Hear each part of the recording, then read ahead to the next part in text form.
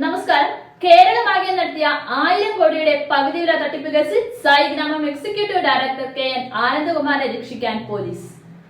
ആനന്ദകുമാറിന്റെ മുൻകൂർ ജാമ്യാപേക്ഷയിൽ കോടതി ആവശ്യപ്പെട്ട റിപ്പോർട്ട് 3 തവണയും നൽകാതെയാണ് രക്ഷിക്കാനുള്ള കളക്കളി. മുൻകൂർ ജാമ്യാപേക്ഷ മാർച്ച് 4 മാറ്റി 4ാം തവണയാണ് കേസ് മാറ്റുന്നത്. കണ്ണൂർ പോലീസ് 3 തവണയും റിപ്പോർട്ട് ഹാജരാക്കാതിരുന്നതിനാൽ കേസ് മാറ്റി.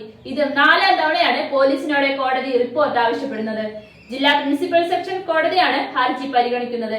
കഴിഞ്ഞ 13-ന് ഹാജരാക്കാനായിരുന്നു ആദ്യം നിർദ്ദേശിച്ചിരുന്നത്. അന്ന് ഹാജരാക്കാത്തതിനാൽ 18 മാറ്റുകയായിരുന്നു. അന്നും ഹാജരാക്കാത്തതിനാൽ 27 മാറ്റി. കണ്ണൂർ SP എതിർകക്ഷിയാക്കി മുൻകൂർ ജാമ്യാപേക്ഷ. Kannur seed society secretary A മോഹനന്റെ പരാതിയിലാണ് കേസ്. ആനന്ദകുമാർ 2ാം പ്രതിയാണ്. അനന്തകൃഷ്ണനാണ് 1ാം പ്രതി. 7 പ്രതികളുണ്ട്. വിശ്വാസവഞ്ചന, ചതി തുടങ്ങിയ കുറ്റങ്ങളാണ് ചുമത്തിയത്. സീഡ് സൊസൈറ്റിയിലെ അംഗങ്ങൾക്ക് പകുതി വിലയ്ക്ക് ഇരുചക്ര വാഹനം നൽകാമെന്ന് വാഗ്ദാനം ചെയ്ത് 2,96,40,000 രൂപ തട്ടിയെന്നാണ് പരാതി. Doctor Beena Sebastian, Sheeba Suresh, Suma KP, Indira, Congress നേതാവ് ലാലി വിൻസെന്റ് എന്നിവരെയും പ്രതികളാക്കി.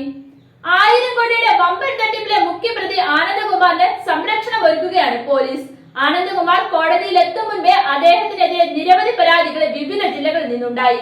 പകുതി വിലയ്ക്ക് സ്കൂട്ടറും ലാപ്ടോപ്പും തയ്യൽ മെഷീനും നൽകാമെന്ന് വാഗ്ദാനം ചെയ്ത് ജനങ്ങളെ തട്ടിപ്പിനിരയാക്കിയെന്നാണ് പരാതി. എന്നിട്ടും ആനന്ദകുമാറിനെ പ്രതിയാക്കാൻ വൈകി.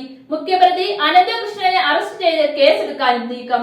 എന്നാൽ പരാതിക്കാർ എറിയപ്പെട്ടതോടെ സർക്കാരിന് ആനന്ദകുമാറിനെ പ്രതിയാക്കാതെ തരമില്ലെന്നായി. എന്നിട്ടും അറസ്റ്റ് വൈകിപ്പിച്ച് മുൻകൂർ ജാമ്യം നേടാനുള്ള അവസരം ഒരുക്കുകയാണ് പോലീസ്.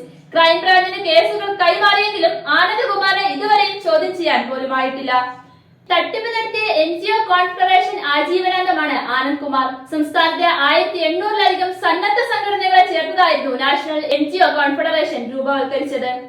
12,000-ഓളം പേർക്ക് സ്കൂട്ടർ ലഭിച്ചിട്ടുണ്ട്. പാതിവില സ്കൂട്ടർ തട്ടിപ്പ് കേസിൽ വിവിധ സന്നദ്ധ സംഘടനയെ ഏകോപിപ്പിച്ചതും പദ്ധതിയിൽ ജനങ്ങളെ വിശ്വസിപ്പിച്ചതും ആനന്ദകുമാറാണ്.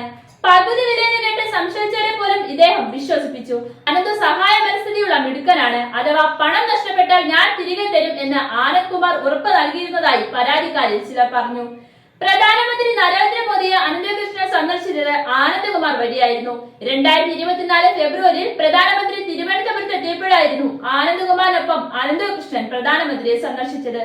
സത്യസായി ഓർഫനേജ് ട്രസ്റ്റിന്റെ സംസ്ഥാന കോർഡിനേറ്റർ എന്ന നിലയിലായിരുന്നു ദർശനാനുമതി ലഭിച്ചത്. അനന്തകൃഷ്ണന് നേരിട്ട് ആർക്കും പരിചയമില്ലായിരുന്നു. എന്നാൽ ആനന്ദ്കുമാറിന്റെ സന്നദ്ധ സേവന രംഗത്തെ പ്രശസ്തി ജനങ്ങൾ വിശ്വസിച്ചു. പല സ്ഥലങ്ങളിലും സ്കൂട്ടർ വിതരണത്തിൽ ആനന്ദ്കുമാർ പങ്കെടുത്തു. പാതി വിലയ്ക്ക് സ്കൂട്ടർ, ലാപ്ടോപ്പ്, തയ്യൽ മെഷീൻ എന്നിവ നൽകുമെന്ന് ആനന്ദ്കുമാർ നേരിട്ട് പലർക്കും ഉറപ്പ് നൽകിയിരുന്നതായി പരാതിയുണ്ട്.